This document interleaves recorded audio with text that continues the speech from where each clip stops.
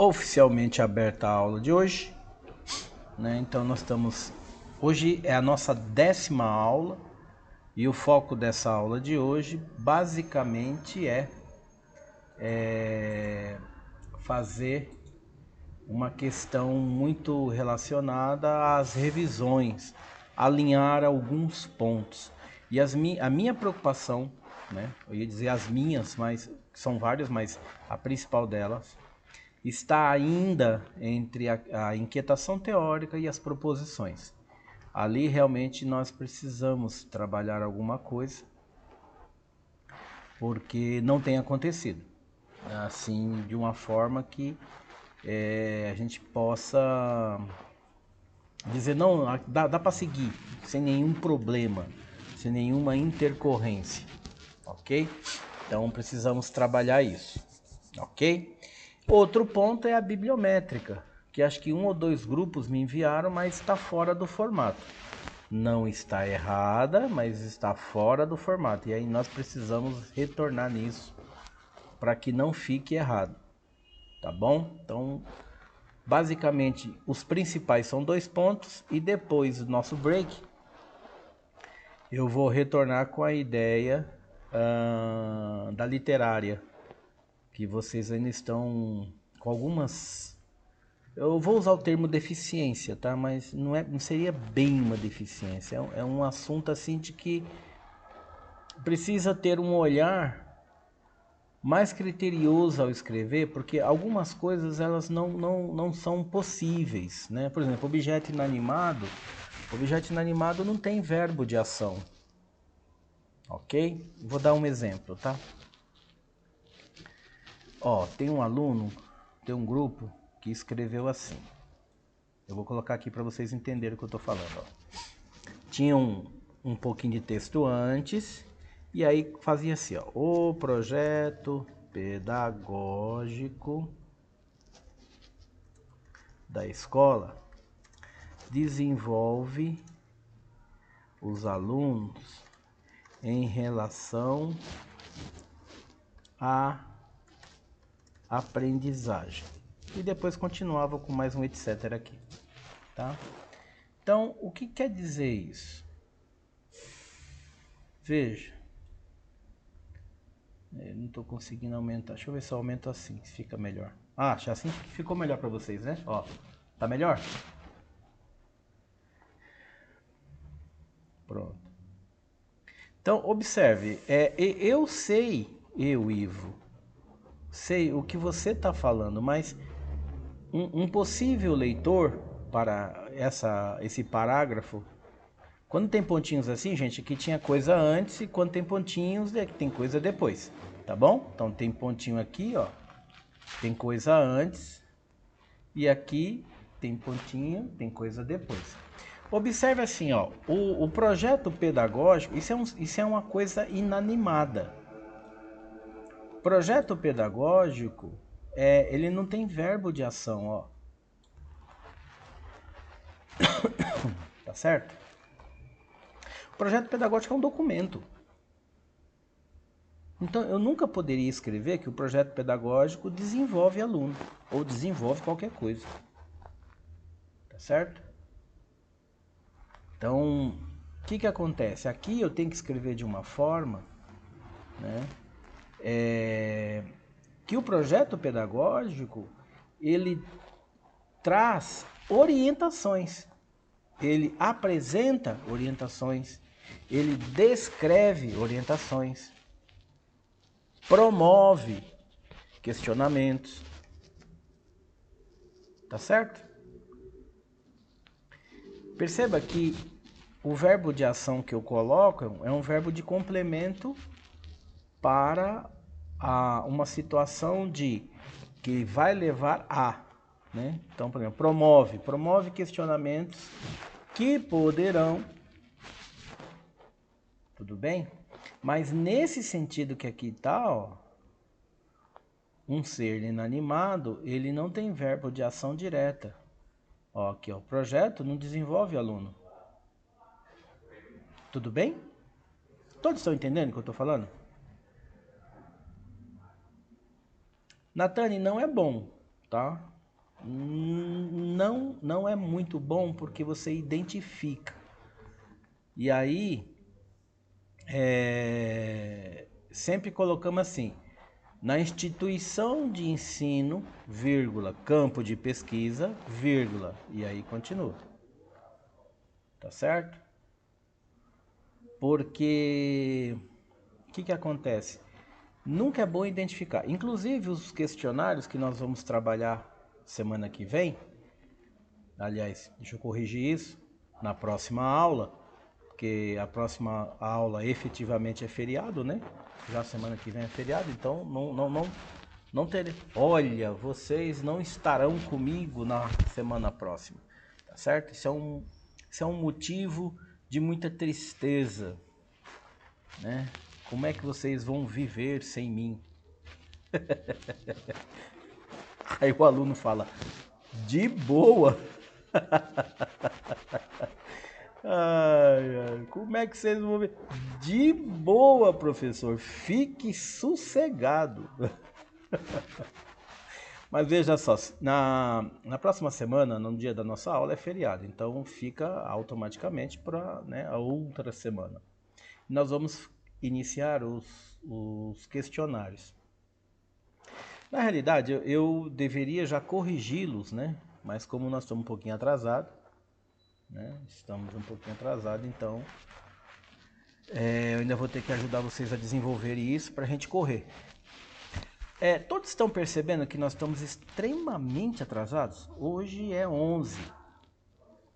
18 não tem aula. A próxima é 25. Quando nós fizermos a aula de 25, a próxima é maio. Olha, e aí você tem 30 dias. Percebe o furdunço? O negócio é meio louco, cara. É meio louco. Então a gente precisa realmente dar um gás assim, mas muito, muito. Dar um gás assim, muito. Para compensar essa perda aí. Essa perda de tempo, esses atrapalhos que tivemos para trás aí. Tá bom? Então, basicamente é isso. Todos entenderam aqui, voltando à colocação? Uma outra coisa que é bom evitar, não quer dizer que você não possa usar. Eita, peraí, é esse botão aqui. É o através. Por que o através não é bom? O sentido de através em alguns momentos, ele pode ser interpretado assim, ó, atravessar. E em literatura científica, nós tentamos evitar essas nuances, ou então duplo sentido de palavra, coisa assim que, entendeu? Não fica muito bem. Porque vamos pensar assim, ó, através dessa pesquisa, ok? Vamos substituir o através por atravessar? Atravessar essa pesquisa. Olha. Então, como é que a gente escreve? Escreve de forma mais literária. Por meio. Tá certo? Nesse momento, nós substituímos por meio. Olha lá, através dessa pesquisa, fica melhor por meio. Por meio dessa pesquisa. Por meio desse formulário. Com base nesse questionário. Tudo bem? Tranquilo? Isso também eu observei em alguns textos que chegaram para mim, tá? Alguém quer perguntar algo? Gente, hoje, a partir de hoje, nossas aulas são todas de orientação, tá? Então, não tem... Lembra que na aula anterior eu falei, não temos mais conteúdos, encerramos conteúdo teórico. A partir de então, é orientação. Temos os nossos encontros semanais às 18h30 e a aula de sexta que é realmente para focar nesse desenvolvimento. Ok? Então fiquem à vontade para perguntar, tá bom? Enquanto vocês se ajustam, deixa eu iniciar aqui pela bibliométrica. O capítulo 2, né, ele tem lá uma pesquisa bibliométrica. E nós aí já explicamos algumas coisas, etc. Como é que faz, palavra-chave, aquele negócio todo e tal. E me chegaram... Alguns alunos me enviaram os seus trabalhos e em alguns trabalhos tinha lá um quadro da pesquisa bibliométrica. E ela está fora do contexto, tá certo? Umas palavras, uma coluna só, um total que não sei de onde veio aquilo. Mas aí eu acho que o aluno fez certo, mas a forma da apresentação é que não está muito legal. Tá certo? Então eu peguei um exemplo aqui, ó. Um exemplo que eu uso em aula, tá? Então, da onde são essas palavras? É uma palavra que eu uso sempre em aula. O título do trabalho é Redes de Relacionamento no Mercado Simbólico da Educação. Esse é o título desse trabalho, tá? Então, como é que... Deixa eu ver se é isso mesmo. Isso, redes de relacionamento no mercado de bens simbólicos da educação. Então, o que a pessoa fez? Né? Ela utilizou, como o título já diz, rede de relacionamento. Então, tá aqui, ó, primeira palavra-chave. Depois, ela utilizou aqui, ó, rede de relacionamento. Ela utilizou em inglês, Relationship Network. Ok? E aí o título dizia Redes de Relacionamento no Mercado de Bens Simbólicos. Então ela colocou aqui, ó, bens simbólicos. E aí ela utilizou o stakeholder. O que é um stakeholder? Um stakeholder é todo aquele que participa, está envolvido com a organização e que tem algum interesse. Ele tem um relacionamento com a organização, com a instituição, e ele tem esse relacionamento por conta de um interesse, tá bom? Então, vamos adaptar ao nosso segmento, escola. Quem seriam aqueles stakeholders da escola? Ou seja, aqueles que precisam... aqueles que têm algum tipo de relacionamento com a escola e que precisam e tem algum motivo, né? Tem algum interesse. Primeiro, aluno, não é isso? Eu me relaciono com a escola e eu tenho interesse na escola, que o meu interesse então seria aprendizado. Pais, e aí eu posso colocar aqui também responsáveis. Quem mais? Professores. E aí os professores, eu vou colocar aqui coordenadores e diretores, tudo bem? Que é toda a equipe da escola, né? Ok? Os mantenedores, de um caso de escola particular, que aí mantenedor, você tem o dono da escola. Ok? Aquele que permite com que a escola exista. Tá certo? Depois nós temos o governo. E aí aqui o governo eu vou colocar em geral, tá bom? Então município, estadual e o federal. Tá? Ó, municipal, estadual e federal. Eu tenho os sindicatos. Eu tenho os transportadores escolar. O famoso tio da perua. Eu tenho fornecedores da escola. E aí pode ser fornecedor de tudo quanto for linha, né? Exemplo, eu tenho material didático, uniforme, eu tenho na escola pública também material didático e uniforme, eu tenho merenda na escola pública, eu tenho, acho que até transporte escolar, né? Tem as tags, né? Acho que é tag que fala, é tag ou tag, acho que é tag, né? É tag ou tag? É um desses dois aí, né? Acho que é tag. que faz o transporte escolar, tá? Ah, é tag mesmo, Tamires confirmou. Tem lá o que faz o transporte escolar. E tem mais algumas outras situações, né? O fornecedor de material de limpeza da escola, o fornecedor de material de reposição.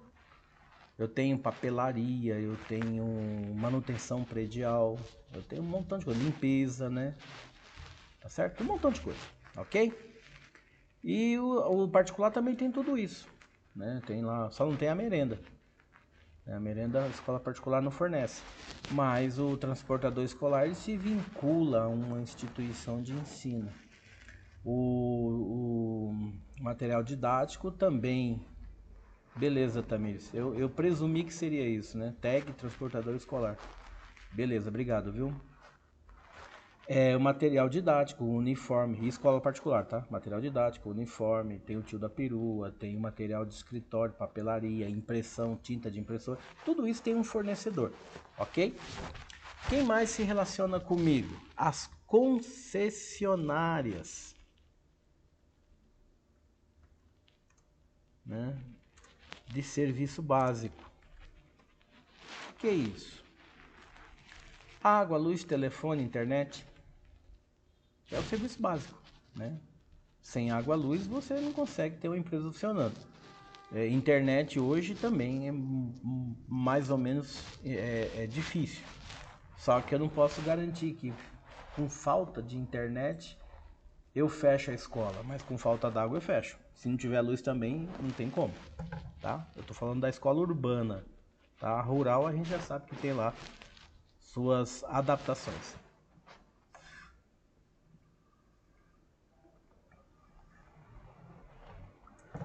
Beleza, gente? Entenderam o que é um stakeholder?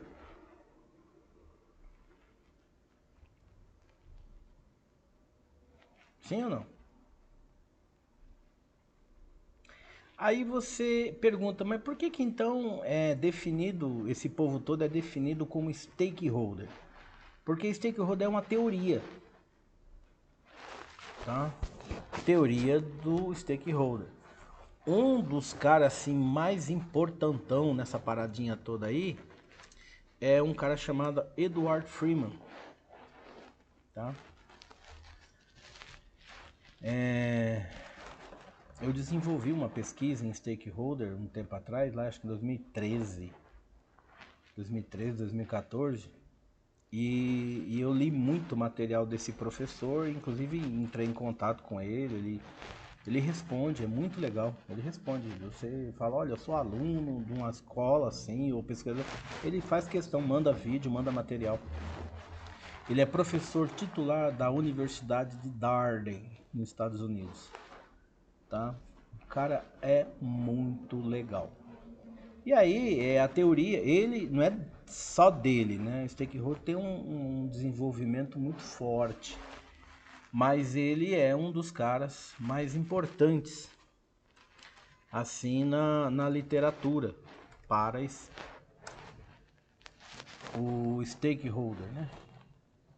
Tá? Deixa eu mostrar o caboclo aqui para vocês. Ele tem uma página no LinkedIn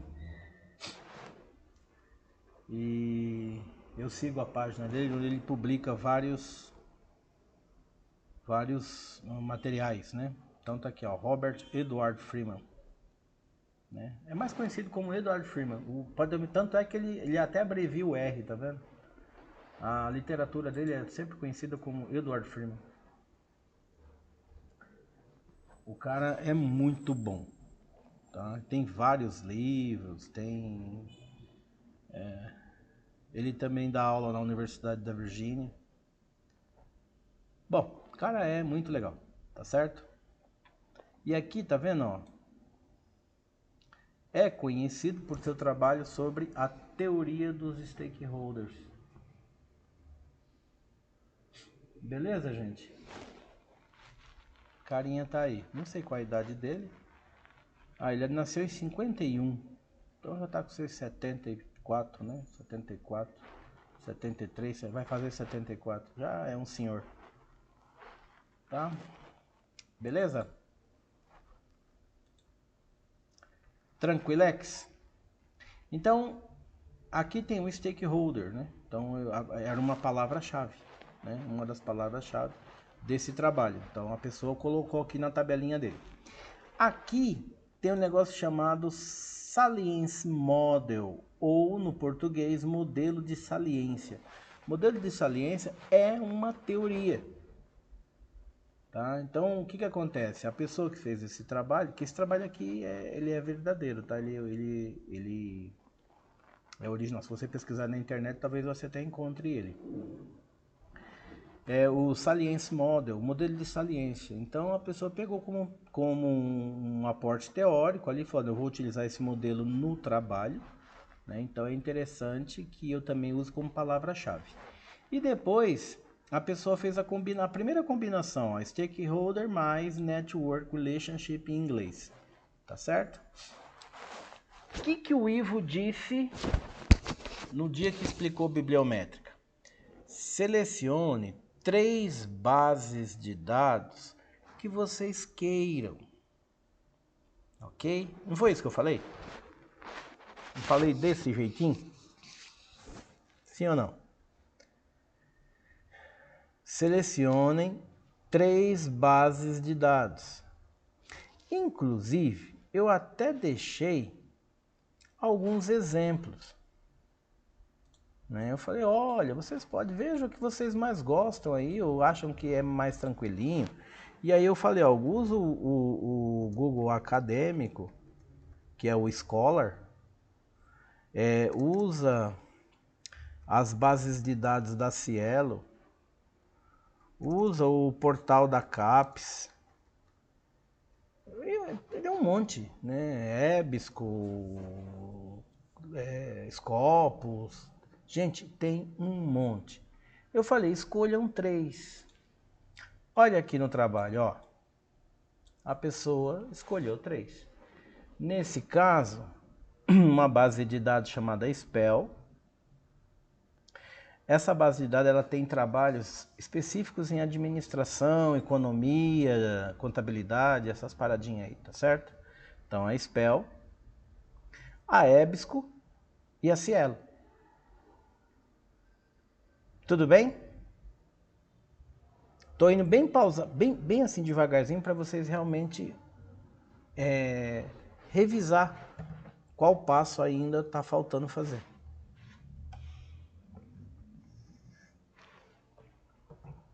Então, o que foi feito? Eu peguei a primeira palavra-chave, rede de relacionamento, e pesquisei no título. Ó. Fui lá e pesquisei no título. Quantos trabalhos apareceram na Spell? 4. Na Ebisco não tinha nenhum e na Cielo apenas 1. Ok? Quando eu passei para o inglês, tá? Eu estou falando em primeira pessoa como se eu estivesse fazendo, tá? Então eu fui lá, Relationship Network, aqui na Spell tinha 0, na Ebisco 1046 e na Cielo nenhuma. Quando eu pesquisei bem simbólicos, em nenhuma delas encontrei algo.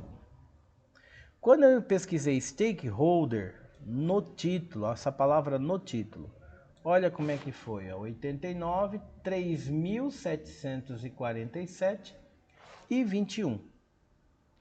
Não pode esquecer que o filtro é para 5 anos, tá? O filtro é para 5 anos. Quando eu pesquisei essa teoria, modelo de saliência, no inglês ou no português, apareceu aqui, ó, 1, 24 e 0.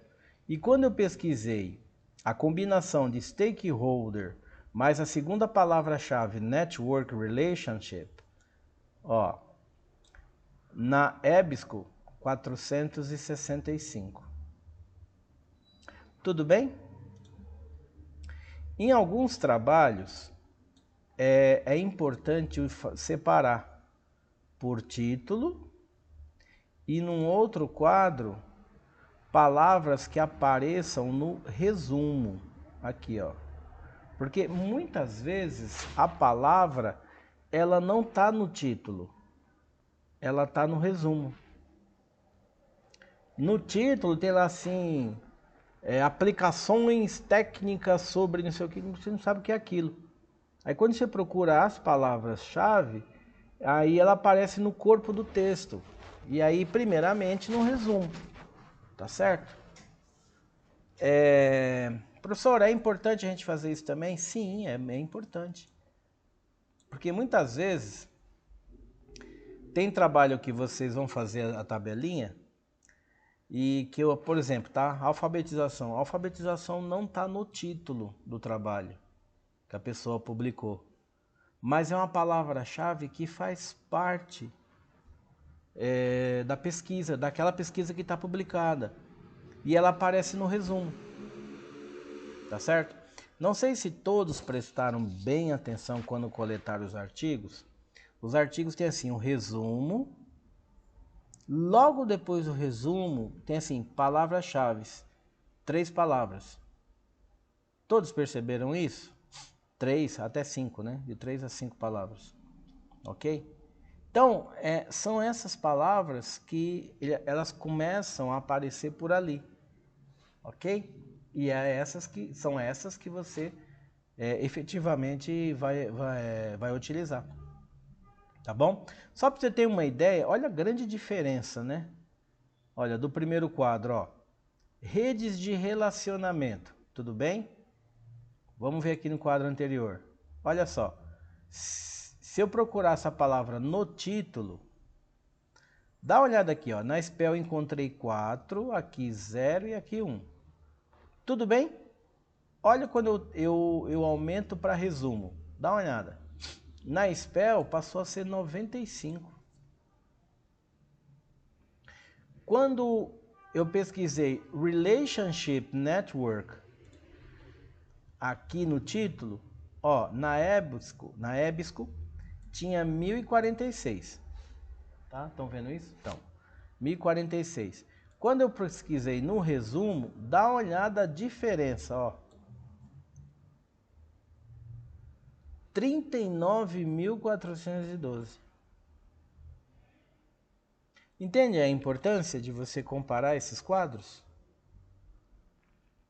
Né? Porque nem todo título de trabalho traz no título as palavras-chave. Ok? Quer ver só aqui, ó? Vamos pegar stakeholder, ó.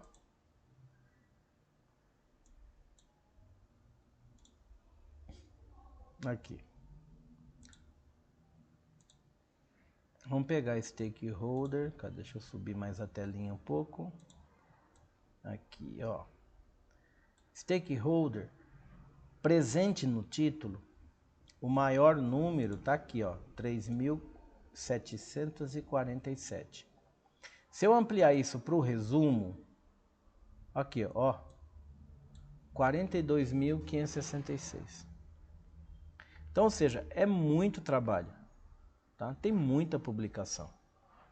Tá? E eu estou utilizando aqui como exemplo 3 bases de dados.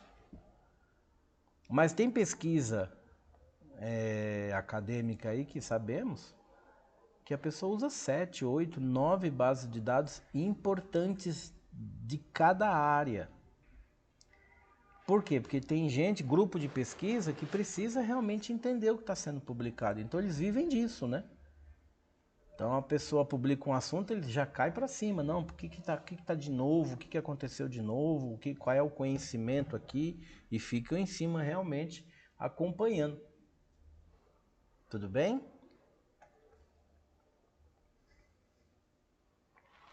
Gente, dúvida até aqui?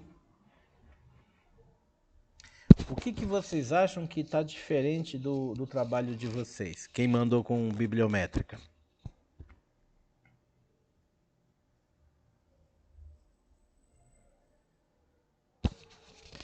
Cri, cri, cri, cri.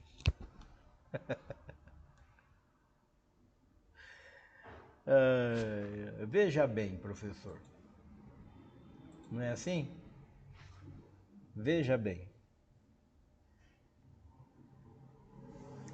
Ó, eu vou mostrar um outro quadro. Nossa, ninguém respondeu, então o pessoal não tá antenado com o movimento aí. Olha esse aqui.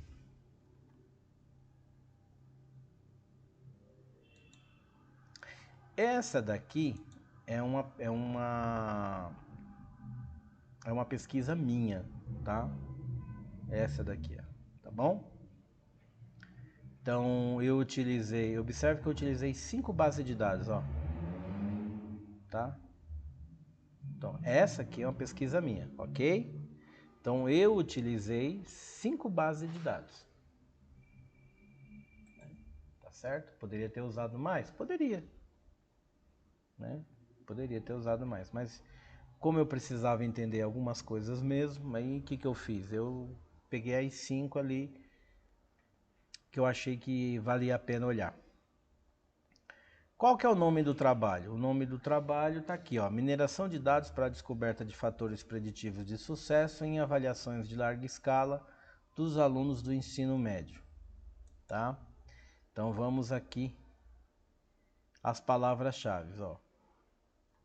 Oh, mas eu faço assim, o negócio aumenta, não é para você aumentar? Aí, ó, dados educacionais, SAEB, que avaliação de larga escala no Brasil, quem publica isso é SAEB, tá certo? Então por isso que eu usei uma palavra-chave chamada SAEB. Desempenho escolar, tá?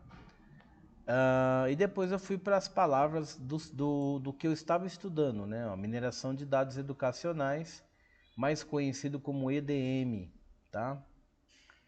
Boa noite, Nívia. E aí eu combinei também, ó, mineração de dados e SAEB. E depois a avaliação em larga escala, que as avaliações do governo, SAEB, ENAD, tudo é conhecido, né? Essas avaliações são conhecidas como avaliação em larga escala. Então, essa é uma palavra-chave que eu usei também, tá bom? E aqui embaixo eu fiz em inglês. Então, aqui em língua portuguesa, tá? E aqui embaixo em língua inglesa, tá? Olha a diferença, né? Quantidade de trabalhos que tem publicados. Vamos pegar aqui, ó, desempenho escolar, tá certo? Ó, desempenho escolar. Eu tenho aqui 71.400 no Google. Opa, não é esse não, meu filho, é esse aqui. Aqui, ó, 71.400. Se eu fizer isso aqui em inglês, tá aqui, ó. Desempenho escolar, School Performance, 1.070.000. Observe como existe muita publicação em língua inglesa, né? Tá certo? É muita publicação, muito dado, muita informação, é muito trabalho, mas todos eles publicados em língua inglesa, ok? E aí, observe que onde está mais concentrado, onde estão mais concentradas essas publicações, é no portal da CAPES, que está aqui, ó, ok? Está aqui o portal da CAPES. E não é esse aqui, gente, é esse daqui, ó, no portal da CAPES e no Google Acadêmico, tá? Web of Science, por exemplo, tem pouca coisa publicada, né? Que é essa base aqui, ó, a terceira.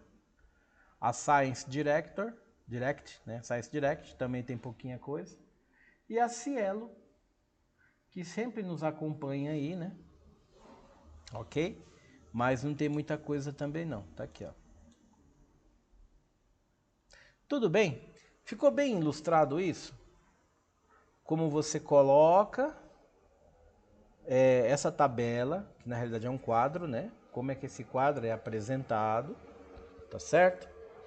E como a quantidade de trabalhos você coloca aqui, ó. Como é que eu posso fazer isso de forma mais tranquila, professor? Percebe que isso aqui é um copy-cola de Excel? Todos conseguem ver isso? Entenderam? Ó, isso aqui é um copy-cola de Excel. tá? Então eu fiz no Excel e fui colocando as palavras-chave, fui colocando, fui alimentando, sempre para 5 anos, tá? Sempre. E fui colocando lá. E aí, quando eu achei que já estava suficiente, eu peguei essa tabela, copiei e colei no trabalho original que eu estava fazendo, tá? E aí aqui não tem diferença, tá? A diferença aqui é assim, não tem diferença. Na realidade, complementa o quadro que está aqui embaixo, ó, porque ela é em língua inglesa, tá certo? Mas é a tradução literal das palavras que aqui estão em cima. Tudo bem? Dúvidas? Agora é aquele momento de vocês fazerem bastante pergunta.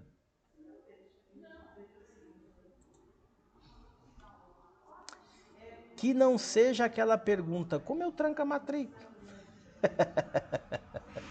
Essa não pode fazer.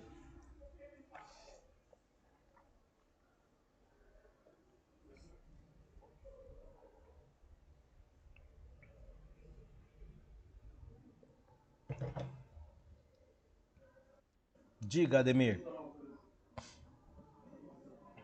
Eu não tô te ouvindo. Ah, eu tô sem fone, desculpa, peraí. Fala de novo, Ademir, desculpa.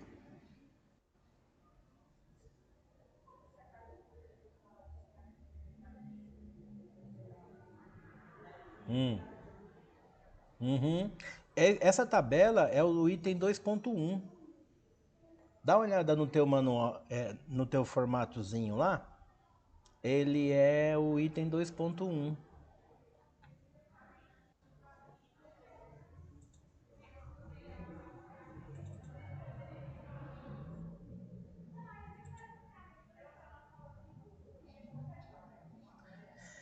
Sim.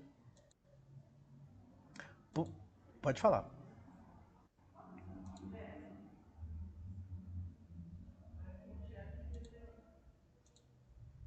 Uhum. Hum. Pode. Pode. Pode. A bibliométrica, Ademir, você vai, não só você, mas todos os grupos, vocês vão encerrá-la quando vocês entregarem o trabalho. Lá no, Sim, lá no sétimo semestre. A bibliométrica e a fundamentação teórica são duas coisas que vão acompanhar vocês no momento que vocês protocolarem a entrega na secretaria, dizendo, olha, né, aqui está o meu trabalho, tem todo um formato, tem uma ficha catalográfica, tem todo o etc, tá? Então vocês entregam primeiro em brochura, que ela vai para correção da banca. Então vocês apresentam a banca para ali, para lá, e tem as perguntas, inquietação, etc, tal, tal, tal, tal. Aí depois tem um veredito, o grupo foi aprovado com louvor, etc. E aqui tem algumas correções. Aí vocês vão fazer aquelas correções e aí sim vocês fazem a encadernação capa dura. Entendeu? Sétimo semestre.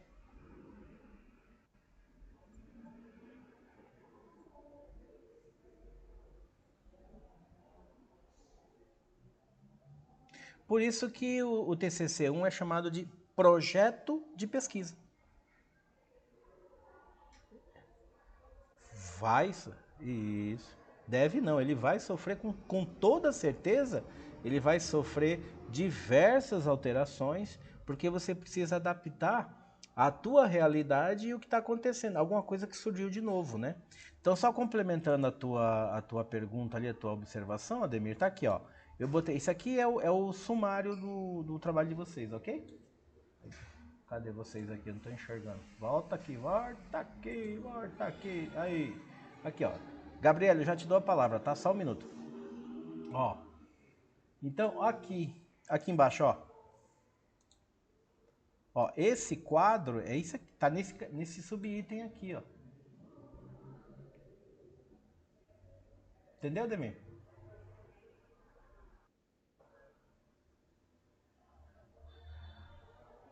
Uhum.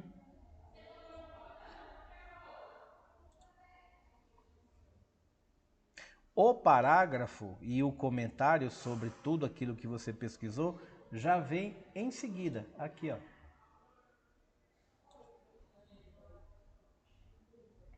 Tá? Valeu. Então, gente, observe que o trabalho, ele... Eu posso usar o termo assim, ele é encandeado?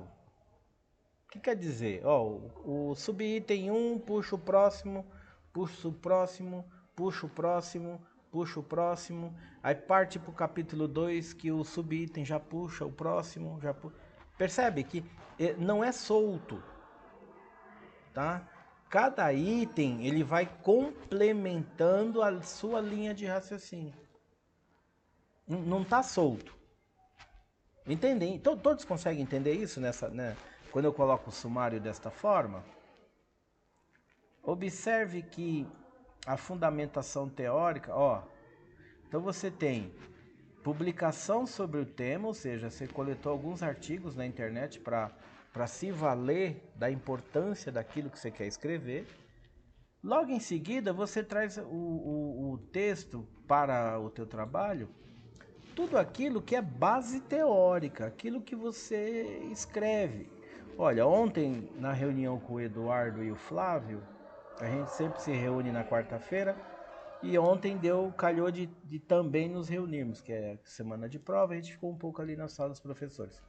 E aí, estávamos falando de alguns teóricos que ele estava indicando para alguns grupos.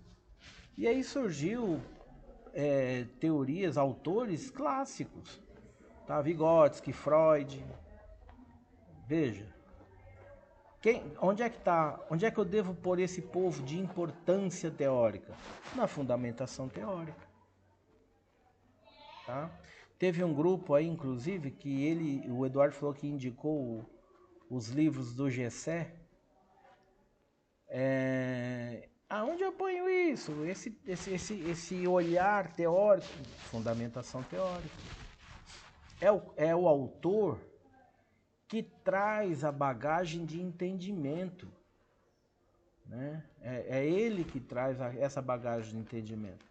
Muitas outras publicações utilizam esse autor como uma referência, ok? Então você tem lá o cara falou sobre, o Gessé fala da questão, se eu não estiver enganado, de trabalhos envolvendo racismo. Deixa eu ver aqui, acho que é Gessé de Souza. Ele tem vários livros sobre eu sou sociólogo, advogado, escritor, pensador, que atua na área de teoria social, isso mesmo, tá? Ele vê a questão das desigualdades de classe. Ainda não tô com Alzheimer não, ainda me lembrei. Então ele tem vários livros. Eu poderia botar aqui o cara, né? Para ajudar vocês, né? Ô professor cabeçudo.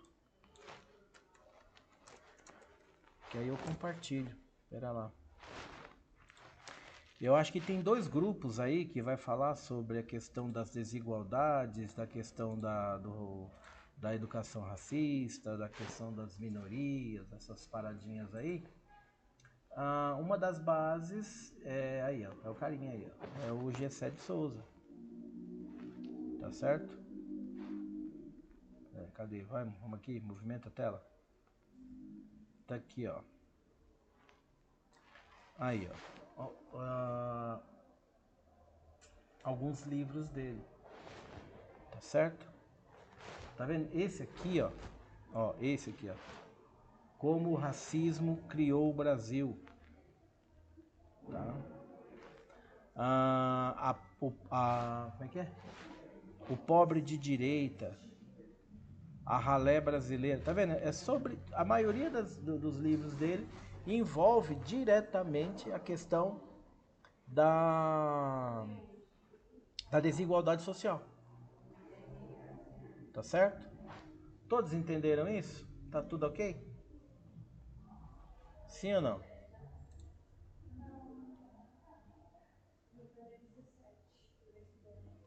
Beleza. Se já tem algum grupo aí que está nessa linha de entendimento e já tem para si que vai precisar de um artigo ou de alguma coisa dentro dessa linha, já marque esse autor, porque esse autor no Brasil ele é referência, tá certo? Ele é referência nessa área, tá? Beleza? Então vamos aqui, deixa eu descompartilhar. Então é aqui que você vai, né, trabalhar essas ideias, ó, aqui, ó, na fundamentação teórica. Então, é aqui que você vai dizer, olha, nós temos tal coisa assim, né? Porque o autor tal disse isso, o autor tal disse aquilo. Aquele outro autor também tem uma ideia assim, assim, assim, né? Beleza? Aí Tayara escreveu aqui, pode para a senhorita Evelyn. Não entendi. Não entendi, Tayara. O que está acontecendo aqui? Tá um entreveiro aqui na sala, é isso?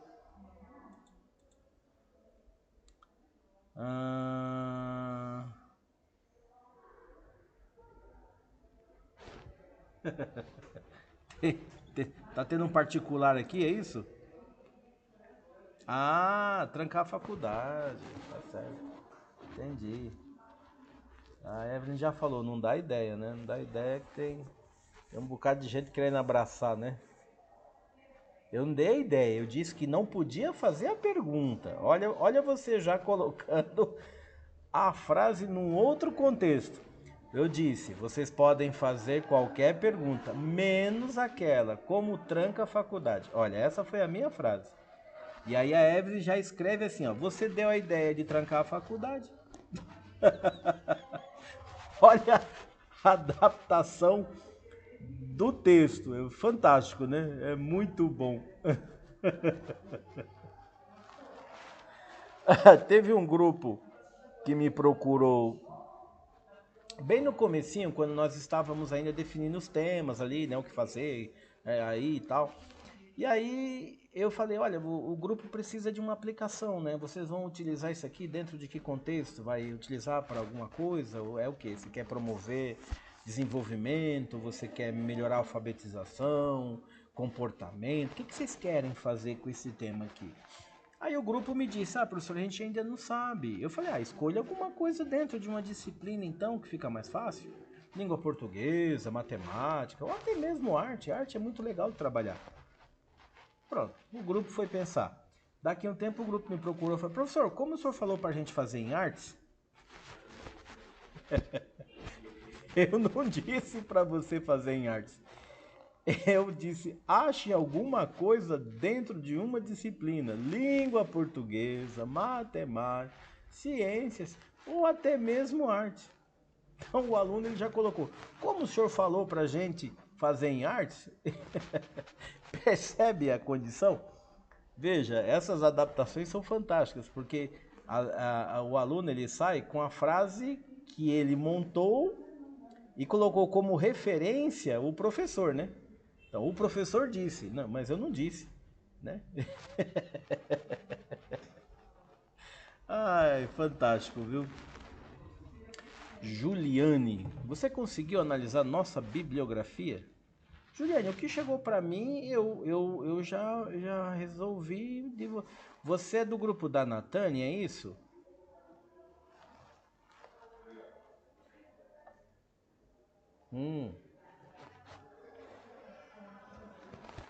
Pera aí, então.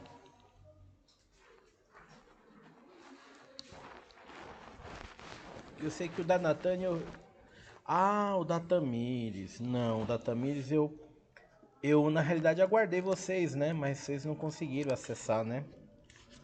Vocês me falaram tanto na quinta passada quanto na sexta que não tinha dado tempo de acessar, porque tinha lá um problema tal. Tá aqui, a importância da afetividade. Inclusive nós falamos desse tema, não falamos?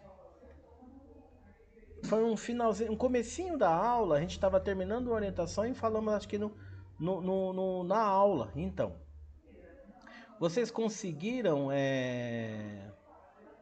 trazer o foco para o trabalho?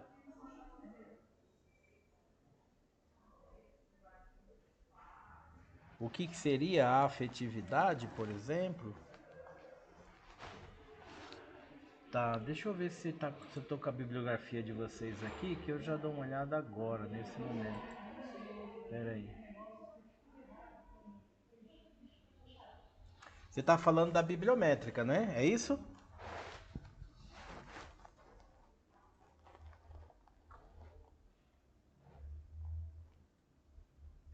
Natânia, acabei de receber o material seu aqui, tá? Juliane.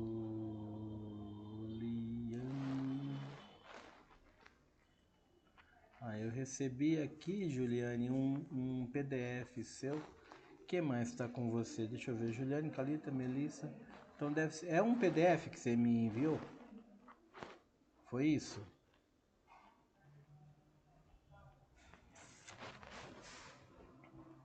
Sim.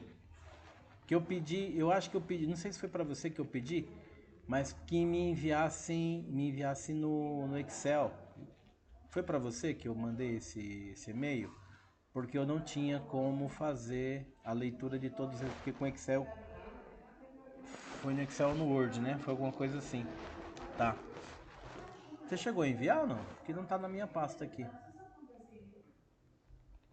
Eu tenho do Ademir, eu tenho da Fabiana Almeida, eu tenho a Gabriele Silva e o da Paloma. O da Alessandra também tenho. Mas eu acho que aqui até dá. Alguns artigos que você colocou aqui, eu li, tá? Eu li, tá certo? Principalmente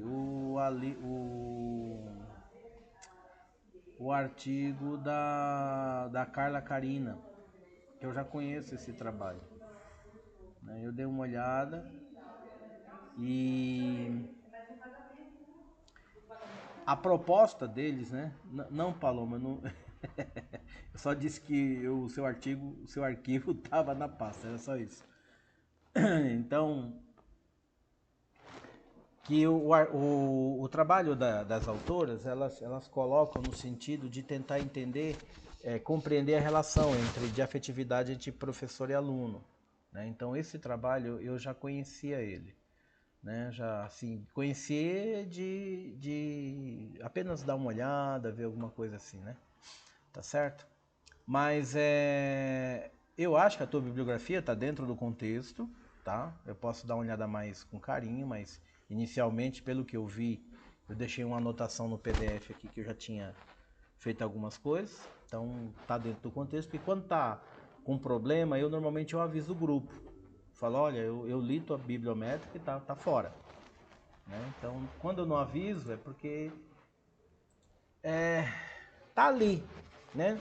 Pode ser trabalhado. Como vocês ainda vão acrescentar muita coisa ainda, então não é o momento de eu estar barrando o trabalho, e sim orientando, tá bom? Agora, a nossa preocupação estava, naquele instante lá, era em como é que vocês iam caracterizar isso, né? Lembro que nós debatemos isso, inclusive ficou gravado. Se você depois esquecer, você pode voltar, assistir a aula anterior lá, e vocês vão ver que tem lá um trololó lá que a gente está questionando, questão do, do acolhimento, a questão, até perguntei, né, e volto a perguntar, se definimos afetividade como o professor fazer um carinho na cabeça, um cafuné, vamos dizer que o cafuné aumente motivação, e aumentando motivação o aluno desempenha bem e tira notas altas. Veja, isso é uma situação fictícia que nós colocamos agora como se fosse um ensaio, né? Um teste. Então vamos analisar os alunos que o professor faz o cafuné e ver se ele tem melhores notas. Só que nessa coleta de dados, podemos observar que alunos que não ganharam o cafuné também tiraram notas altas.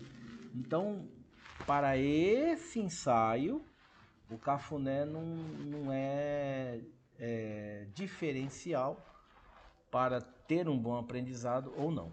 Conseguem me entender nesse sentido?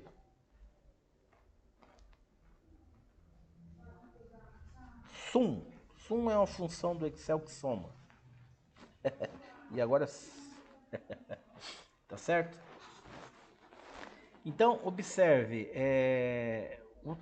a linha, de boa, Juliana, de boa, não precisa pedir desculpa não. A gente, é que eu tenho que de alguma forma fazer alguma graça aqui, porque a aula de sexta, no online, com essa carga teórica, se eu for muito sério aqui, acho que vocês, ou vocês dormem, ou vocês nunca mais vai querer saber de mim, né? Então,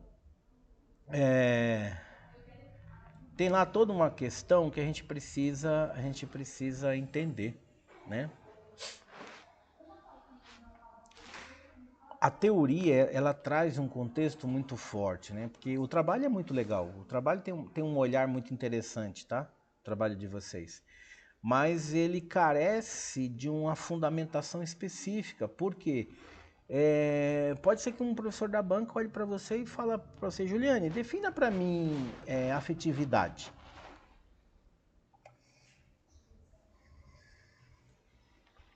Legal que se for o Eduardo que estiver na banca, ele vai dizer assim, você teve lá na sua adolescência questões relacionadas à afetividade, né?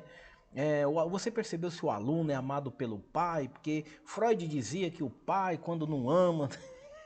Você já viram esses discursos do Eduardo? É mais ou menos assim. Não nessa tranquilidade, né? Ele é que assim, porque aí a pessoa que não tem tal, né? É muito bom, o Eduardo é show de bola. Outro dia eu falei pra ele assim, olha, se você tiver como segurar sua mão um pouco, porque eu tô ficando tonto. Se eu for seguir ali, ele deu risada. Falou, não, é porque eu tenho TDAH, eu tenho TEA, eu tenho não sei o que mais, eu tenho não sei. Eu falei, rapaz, você é um núcleo de pesquisa. Eu vou usar você para fazer aqui vou usar você aqui como um laboratório. Mas o cara é muito bom, né? Eu acho que vocês têm aula com ele, o cara é muito legal e muito prestativo. Essa é a parte fantástica da coisa. Eduardo, vamos fazer tal coisa? Vamos. Tá junto tudo. Ele é um dos professores que, quando nós fazemos reunião, dificilmente você escuta o Eduardo falar assim, não dá para fazer. É muito difícil, tá? Muito. Não, isso não dá para fazer.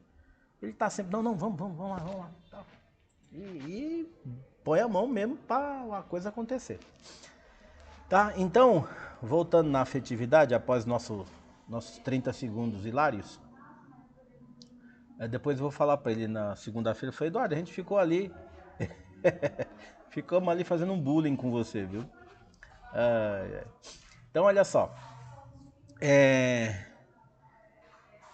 quando a gente não consegue definir o contexto, ou definir a palavra, trazer o conceito para dentro do estudo, pode ser que ele fique meio sem uma estrutura, sem um fundamento. Na literatura acadêmica científica, nós chamamos de incipiente. O que quer dizer isso? Ele não tem ali um fechar. Né? Não, parece que ficou vazio, tem alguma coisa que não ficou ali muito, sei lá, não deu, né? Parece que ainda precisa de desenvolver. Parece que o termo mais incipiente quer dizer que está no início, tá? A tradução literal está muito no início, é primário, é inicial. Mas uma pesquisa acadêmica, quando nós classificamos ela como incipiente, ela tem o sentido de estar no início, por quê? Porque algumas pontas estão soltas, tá certo? Algumas pontas estão soltas. É igual, me perguntaram, foi semana passada? Acho que foi semana passada. Desse negócio da Netflix aí do Adolescência. Eu fui assistir, né? Minha esposa tem lá na Netflix, eu falei, vamos assistir esse negócio. Tá um comentário danado, lá na escola estão perguntando muito. E eu fui assistir lá, sempre pegamos um sabadão, sentamos lá e tal. E aí terminamos de assistir, eu fiquei olhando, falei, legal. E aí, né? E qual é o contexto? Ou seja, não consigo, eu pelo menos, não consegui fechar a ideia, tá certo?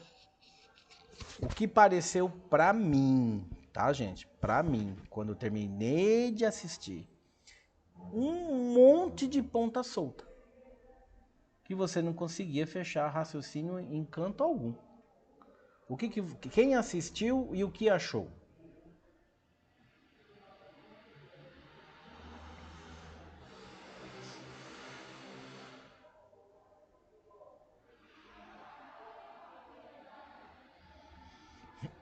Bom, o pessoal tá digitando aí, eu vou aguardar um pouco, eu vou falando enquanto vocês digitam, tá?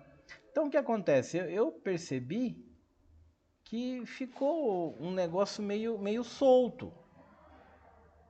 Talvez a proposta inicial tenha sido essa mesmo, ok? E aí, assim, eu fui, né, fiz algumas análises, tá? Acho que até debati numa sala aqui, não sei, nem sei se foi a do sexto, que está comigo na terça, ou se foi a da quarta-feira. Mas tem lá algumas coisas que precisavam ser, primeiramente, explicadas, melhor explicadas, para depois sim você formar uma ideia. Porque não dá para simplesmente a partir de um emoji lançado pelo celular justificar uma situação e aí o outro matou, mas aí o motivo não ficou aparente, muito menos a arma do crime. E aí o psicólogo entra pedindo informações, tentando coletar informação da vivência do garoto, insinuando violência doméstica, ou seja, uma confusão, ok? Então, mais uma vez, a minha análise, tá certo? Então pode ser que vocês assistam e digam, puxa, foi legal, olha, eu entendi isso, entendi aquilo, tá? Mas eu achei, se eu tivesse que dar uma nota,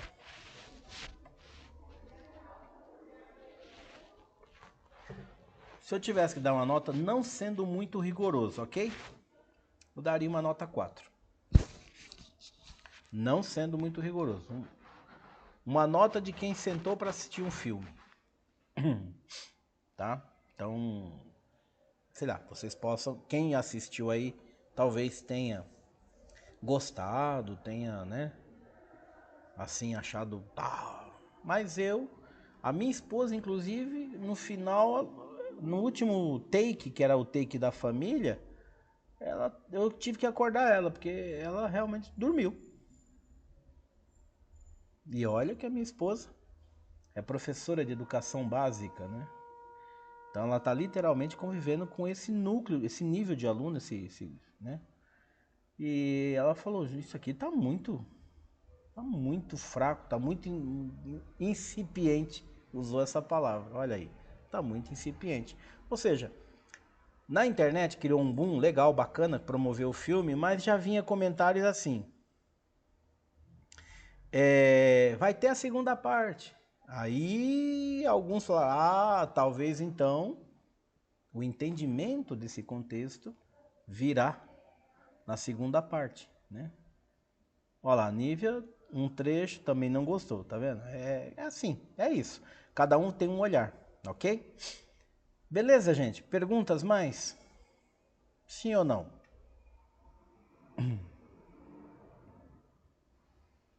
Após o break, eu vou entrar com...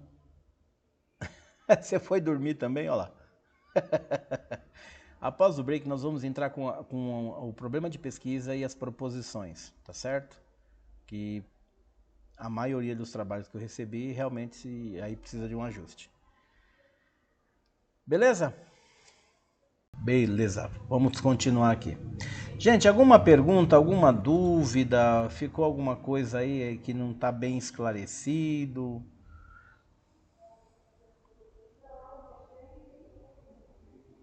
Sim ou não, não ou sim. Estão todos aí? Eu vou fazer uma chamada daqui a pouco presencial assim. Tal pessoa, qual foi o conteúdo do segundo slide? Tal pessoa, qual foi a pergunta que eu fiz em relação a tal coisa? Maldade, hein? Que maldade. Ainda numa sexta-feira, pós-período de prova, né? O aluno com a cabeça toda já não sabe para que lado corre, se descansa, se chora, se preocupa.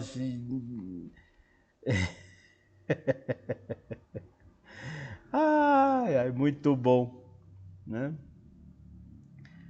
E aí o professor ainda fala, vamos fazer tal ponto, né? Bom, vamos continuar aqui. Então, esse negócio de nota na plataforma, né? Pelo amor de Deus, o professor fica enrolando. Te falar, viu? Gente, amanhã as notas estarão todas lançadas, tá certo? Já separei aqui para levar. Ah, eu não durmo hoje? Olha, eu tenho 7 materiais para revisar, né? Então, eu vou chegar em casa lá pertinho da 0 hora. Eu vou tomar um banho, faço um chá, sento na mesa lá e vou revisar pelo menos uns 4 hoje. Então lá para umas 2 e alguma coisa da manhã eu deito e amanhã cedo eu termino de revisar o material e eu pego as provas. Vai ser mais ou menos esse esqueminha aí. Perfeito! Então vamos lá. Ó, eu prometi que no segundo, né, nessa segunda parte nossa da aula, nós falaríamos sobre as proposições, tá certo? Então eu peguei um trabalho aqui, ó, mineração de dados para descoberta de fator preditivo de sucesso, foi o que eu estava utilizando para a bibliométrica, tá? E aí, a inquietação teórica desse trabalho é assim, ó, quais fatores podem ser considerados preditivos de sucesso em avaliações de larga escala dos alunos do ensino médio? Essa é a inquietação. O que eu quero colocar para vocês? A questão das proposições, que nós ainda estamos com algumas dúvidas em relação a isso, né? Então tá aqui, ó. Ó. Vamos rememorar o que é uma proposição, tá? Possíveis respostas fundamentadas na teoria, ok? Possíveis respostas fundamentadas na teoria, tudo bem? Aqui eu tirei só os autores ali que fundamentam as respostas para ficar as 4 proposições no slide, só para vocês entenderem, porque depois do ponto ali tinha o complemento da teoria, que para só entender aqui não seria tão importante, mas sim a forma como está construída a proposição, tá bom? Então, se eu relembrar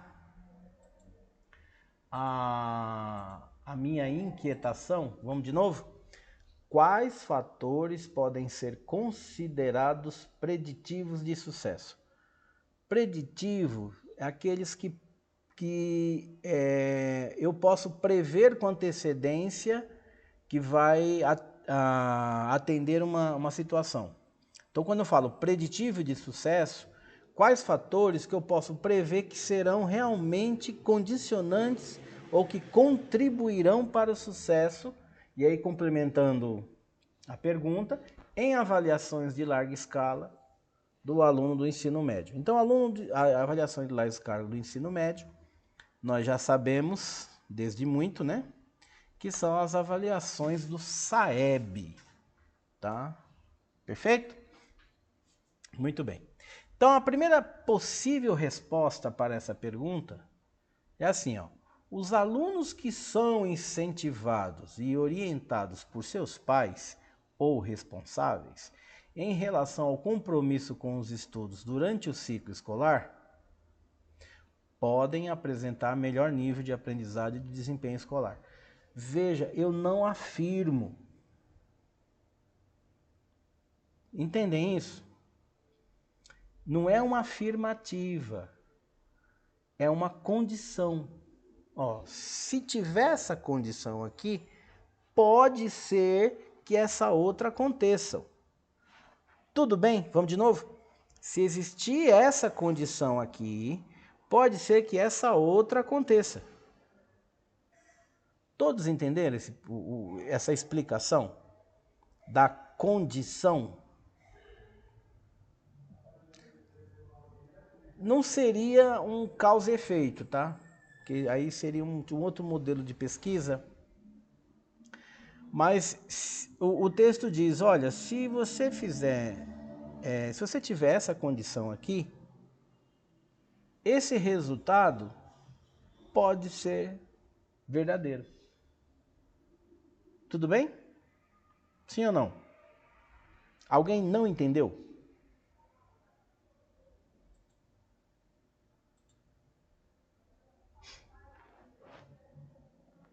Oi, vocês estão aí? Eu tô, hein? Eu tô aqui. Vocês estão aí?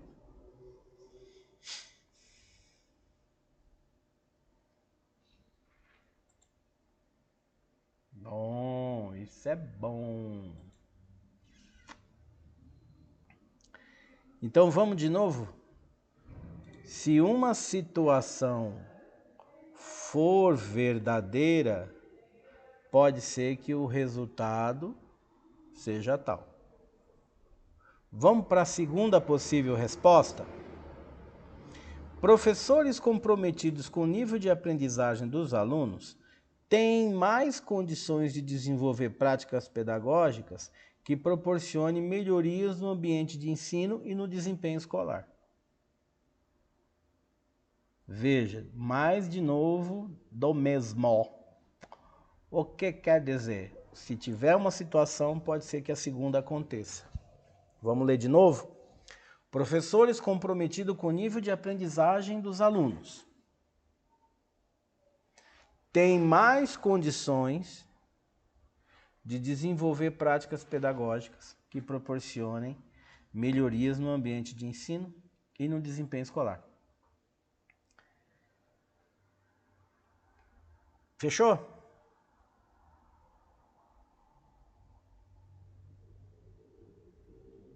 Como é que seria uma afirmativa nessa proposição? Se eu realmente fosse afirmar que não é viável, mas se eu fosse afirmar, eu diria assim, ó, professores comprometidos com o nível de aprendizagem dos alunos desenvolvem práticas pedagógicas que proporcionem melhoria no ambiente de ensino. Então, ou seja, já estou afirmando, ó, professores desenvolvem. Só que pode ser que a regra ela não seja universalista, ela não seja geral, ok? Tem professor que mesmo que seja comprometido, ele ainda assim não consegue desenvolver boas práticas pedagógicas. Porque na realidade não é uma deficiência, se eu posso usar essa palavra, no conhecimento, e sim na questão de um processo didático. Então ele não tem ainda essa competência totalmente desenvolvida e a partir disso ele até tem conhecimento, ele domina o assunto, consegue condição de proporcionar isso, né? Mas falta ali ainda um aspecto, né, de alguma coisa ali que não está legal e aí ele, sei lá, ele não consegue desenvolver. O que você não entendeu, Ilza? Você está dizendo que a primeira parte não afirma, mas a segunda parte afirma? Não é uma afirmativa, Ilza. É uma condição. Não tem afirmativa aqui. Essas 4 proposições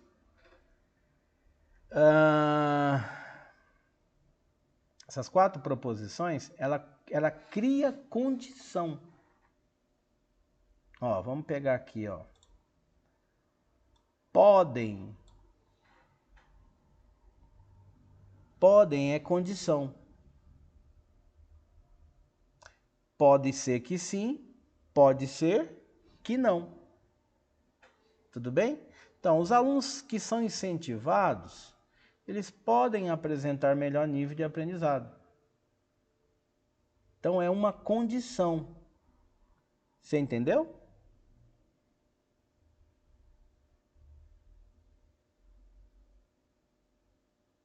Então, Juliane, olha, observe a tua frase como ela é ampla e pode gerar alguns debates. Vamos ver? Quando o professor se importa de verdade, ó, isso já é um conceito meio solto, mas vamos lá. Com quantos alunos estão aprendendo, ele busca maneiras de ensinar, didática e recurso pedagógico. E isso ajuda a escola toda. Não, não ajuda a escola toda, ajuda os alunos dele. Entendeu? Sim ou não? A Ilza ainda não entendeu, Ilza, o que? A segunda proposição, é isso?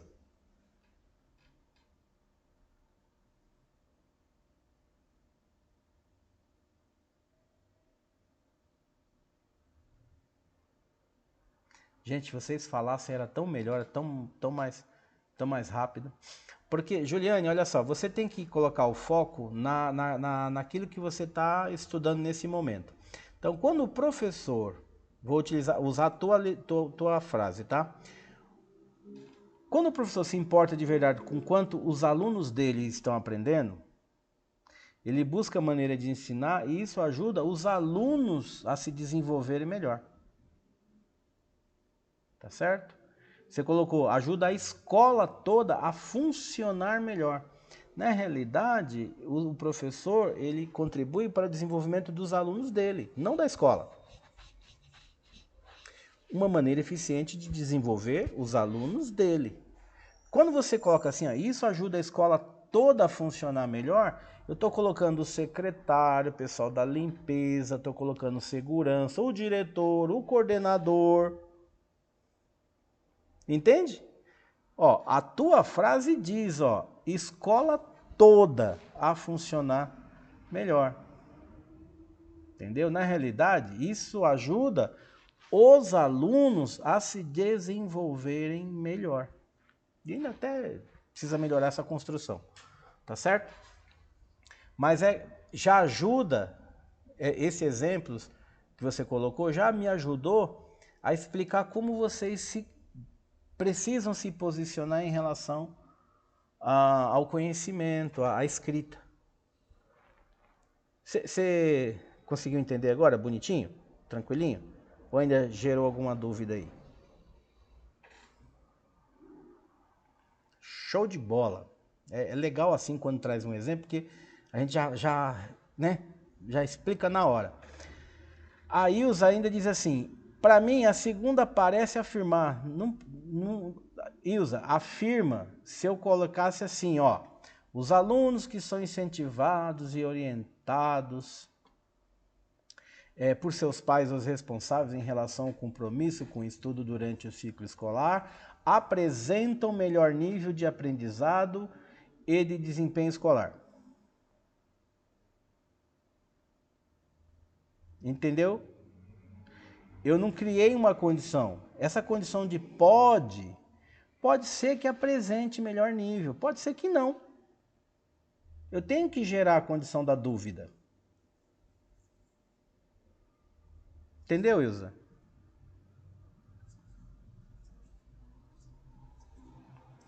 Natane está perguntando aqui.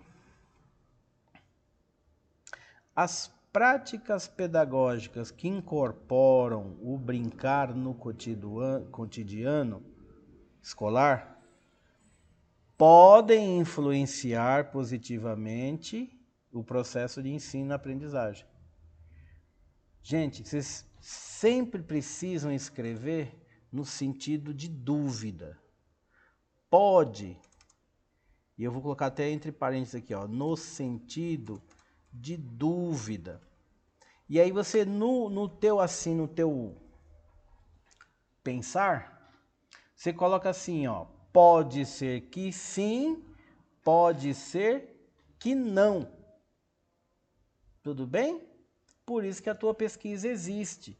Você vai em campo de pesquisa, coletar dados e confrontar com a literatura para realmente saber, para realmente tentar entender se essa proposição ela é verdadeira. Ela se passou a ser verdadeira para aquele caso específico. Entendeu? Cadê a Ilza? A Ilza caiu? Será que ela caiu? Não, tá aqui ainda. Vocês estão entendendo, gente, a aplicação da proposição?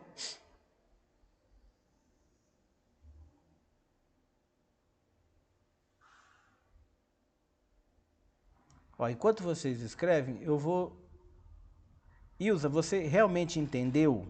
Se você não entendeu, você pode perguntar, viu? Gente, eu não me incomodo de explicar quantas vezes for necessário, tá? Comigo vocês não têm esse problema.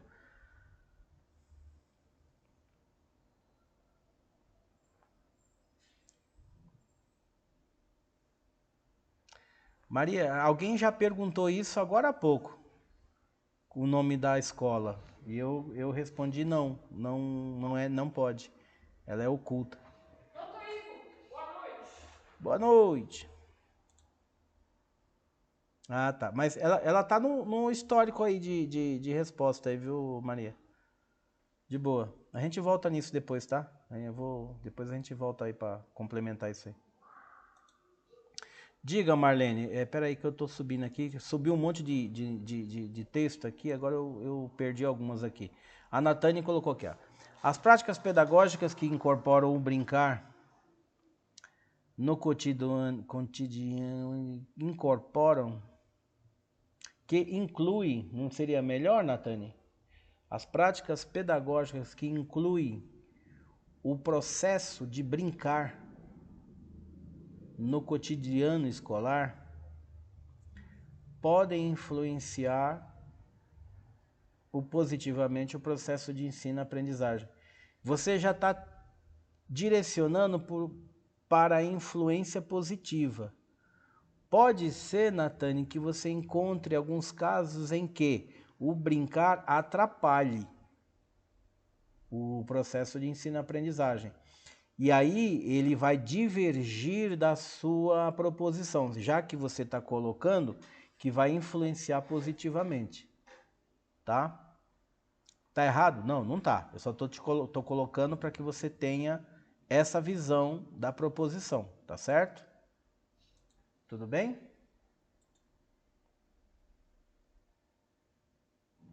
Eu entendi mais ou menos. O que você entendeu mais ou menos, Pedrita?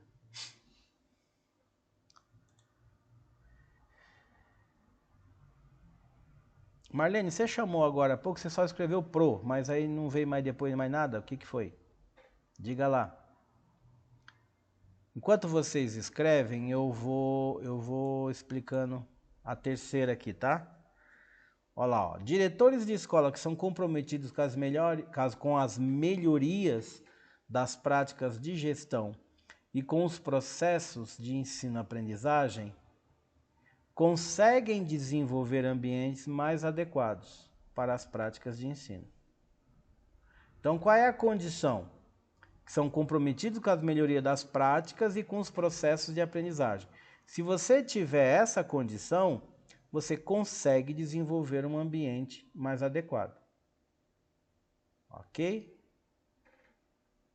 A quarta, ambiente escolar adequado para as práticas de ensino e que possa proporcionar acesso a recursos tecnológicos e de internet, apresentam melhores condições para o desenvolvimento do nível de conhecimento e de aprendizado dos alunos. Então, Essas duas proposições, elas têm um questionamento oculto, tá?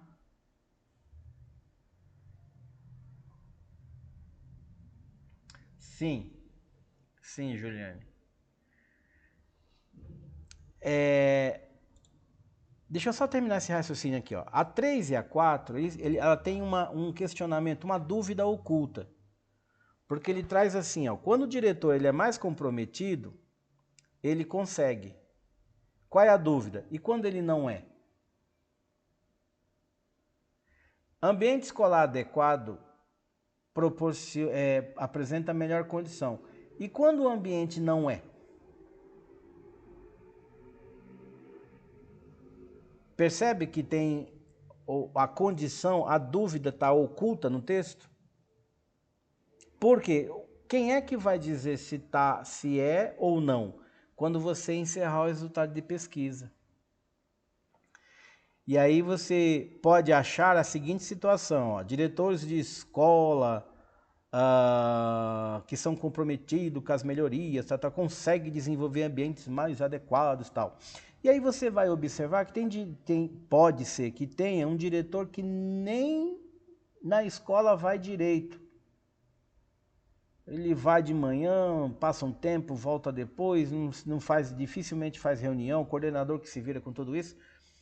E aí a escola dele vai muito bem. Aí quando você coloca uma proposição dessa, olha, diretores de escola que são comprometidos, a escola vai legal. Aí você fala, tá, mas o meu não é totalmente comprometido e nós vamos bem.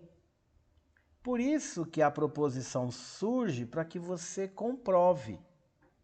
Porque caso você tenha como resultado que o diretor não é comprometido como você imaginava, você vai escrever lá como no resultado. Embora o diretor da escola, campo de pesquisa, não seja totalmente comprometido, o que foi colocado na proposição 3, está aqui, ó, proposição 3, vírgula, mesmo assim, o nível de desenvolvimento dos alunos se torna suficiente, ou é bom, ou tem um ótimo desempenho. Você indica isso. Então, quer dizer, é uma proposição divergente. Entendem isso, gente? Que não é tudo que você vai escrever de proposição que ela é 100% verdadeira. Por isso que nós falamos que proposições são possíveis respostas. Tudo bem? Proposições são possíveis respostas. Não quer dizer que a resposta sempre vai para o teu lado, tá? Você tem aquela ideia de puxar a sardinha para brasa, um negócio assim, não é? Então, não, nem sempre a resposta vai para o teu trabalho, tá? Você tem lá uma forma diferenciada, tá? De olhar isso e os resultados vão te dizer, ó, você disse que isso aqui vai acontecer, pode acontecer, mas não aconteceu desta forma, aconteceu dessa outra. Tudo bem? Vamos aqui na Juliane. Quando o diretor se dedica a melhorar tanto a administração quanto o modo como isso é conduzido, ele ajuda a criar um ambiente mais favorável para os professores. Pode ser que o ambiente se torne mais favorável, e aí você tem que explicar que favorável é esse. Favorável para os professores? Em que sentido? Então você coloca lá, quando o diretor se dedica e se compromete com os processos de gestão, bem como pelos processos pedagógicos, pode contribuir para o desenvolvimento de um ambiente mais harmonioso no que se refere ao relacionamento com os professores. Veja que você explica o que seria esse ambiente favorável, né? O que seria esse ambiente harmonioso, o que seria essa colocação. O que é que você está analisando na realidade, né? Tudo bem? Ficou explicado, Juliane?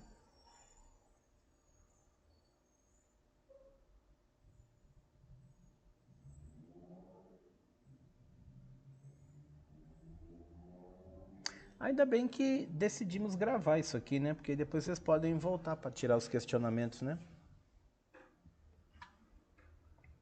Bom, aqui, voltando de novo na proposição 3 e 4, vocês conseguem perceber a condição, a dúvida oculta, quando eu digo assim, ó, conseguem desenvolver ambientes mais adequados, ou ainda apresentam melhores condições para o desenvolvimento, porque você tem o processo da dúvida, né? Tá certo?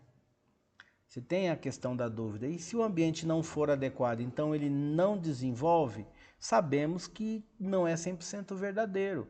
Porque tem muito aluno de escola pública que não tem recurso suficiente e tira notas altas no Enem. E aí, a proposição ela é verdadeira 100%? Não, não é. Mas eu estou buscando nesse estudo fator preditivo, não dizer que a coisa é verdadeira como numa totalidade. O que mais colabora para que a coisa aconteça para o sucesso do aluno? E aí algumas coisas precisam ser analisadas, tá bom? Vamos para outro estudo? Esse aqui ficou pequenininho, hein?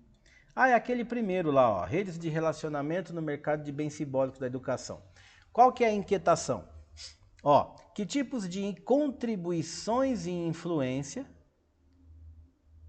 que tipos de contribuições e influências os stakeholders exercem em relação aos atributos que possuem na rede de relacionamento de uma organização de mercado de bens simbólicos da educação. O que quer dizer isso aqui? Como é que um determinado stakeholder ele pode influenciar um relacionamento com a empresa de forma a impactar? Tá certo? Que maneira? A pergunta na tradução é isso, tá? De que maneira ele pode? E aí os atributos da teoria é poder, legitimidade e urgência, tá? Isso tá na teoria. E aí a primeira proposição diz assim, ó, os stakeholders considerados definitivos, isso aqui tá na teoria, por isso que talvez possa soar um pouco esquisito para vocês. Como é que um stakeholder é definitivo? Né? É porque está na teoria de stakeholders. Os stakeholders considerados definitivos tendem, ó a dúvida, tendem a influenciar o direcionamento das ações que serão tomadas na rede de relacionamento. Tendem quer dizer que pode sim e talvez não. Ok? Uma segunda proposição, ó, os stakeholders que podem exercer maior influência na rede são aqueles que observam na negociação os fundamentos de equidade, ética e compromisso moral. Tá certo? Outro, com base na percepção de valor, independente do compromisso moral ou ético, os mais interessados nos relacionamentos com a organização são aqueles que observam uma possível maior ou melhor resposta a seus interesses. E para encerrar, no mercado de bens simbólicos da educação, a confiança, o comprometimento e a cooperação refletem as ações do poder relacional como elemento direcionador entre os diferentes stakeholders. Essa proposição 4 é mais como se fosse um fechamento, tá? Por que fechamento? Porque eu coloquei esse verbo aqui, ó. Refletem. O que acontece? Você já está vindo ali com uma literatura dizendo, ó, eles vão influenciar aqui, eles vão exercer influência ali, tem a questão do compromisso ético, tem a questão do aspecto moral e tal. Quando observado tudo isso aqui, se você tiver a confiança, o comprometimento e a cooperação, isso pode sim refletir as ações do poder relacional. Essa proposição, ela inclusive é uma coisa muito mais, uma construção muito mais teórica, tá? Porque exige ali um estudo um pouco mais forte e vai dizer, olha, se